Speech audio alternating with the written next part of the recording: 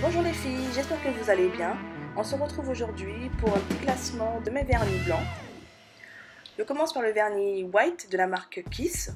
Donc le pinceau de ce vernis est assez long et fin avec un bout carré. La texture du vernis est fluide, assez fluide, et l'application par contre est moyenne puisque le pinceau quand même on a un peu de mal à faire la lunule. Donc à la première couche, on n'obtient pas une opacité à 100%, donc je remets une seconde couche comme d'habitude. Et on voit quand même qu'il y a des traces de pinceau. Donc j'ai attribué à ce vernis la note de 5,4 sur 10. Donc toutes les notes seront listées en fin de vidéo. Je poursuis avec le vernis White Out de la marque China Glaze. Donc le pinceau est également long, fin, avec un bout carré. Il est aussi souple. La texture du vernis est assez fluide mais un peu opaque déjà. Au niveau de l'application elle est moyenne, le pinceau aussi est assez difficile à manipuler et on obtient à la fin quelques traces de pinceau. Le rendu à la première couche est un petit peu laiteux, donc c'est pas vraiment un blanc franc et opaque.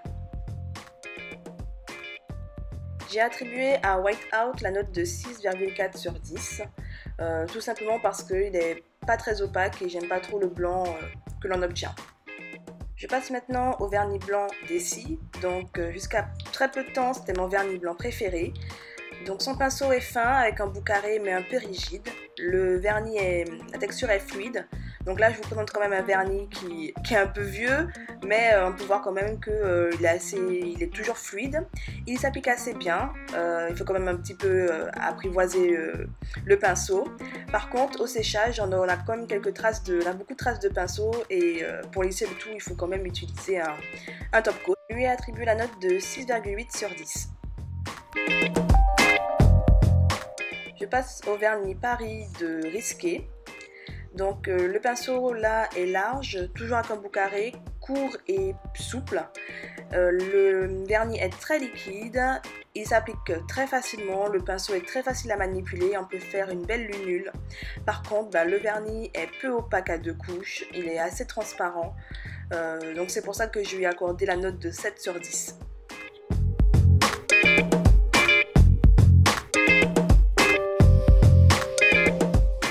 Je reste avec la marque Risqué et là c'est le vernis classique. Donc le pinceau est pareil, large, avec un bout carré et souple. La texture du vernis est fluide. L'application est facile. Donc pareil, le pinceau est identique, donc on peut facilement faire un bel arrondi. Pareil qu'avec Paris, le problème c'est le manque d'opacité.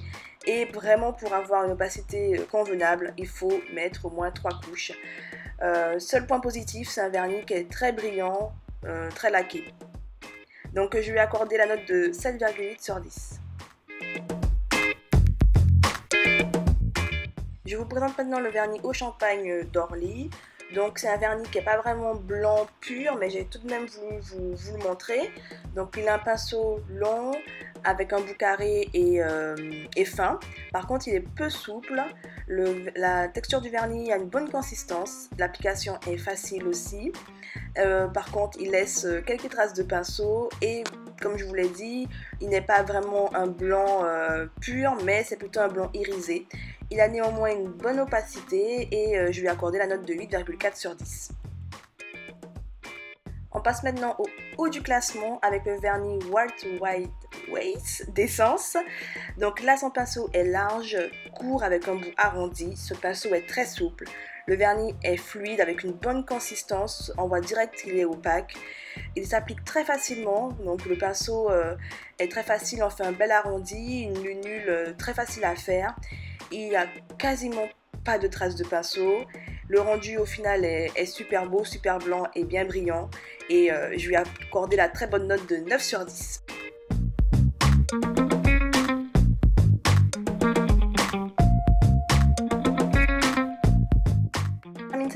Par l'autre vernis qui est arrivé ex aequo, donc c'est Bianco Purissimo de Risqué. Le pinceau est large avec un bout carré long et souple. Le vernis est fluide. L'application est très facile, le pinceau est facile aussi à manipuler.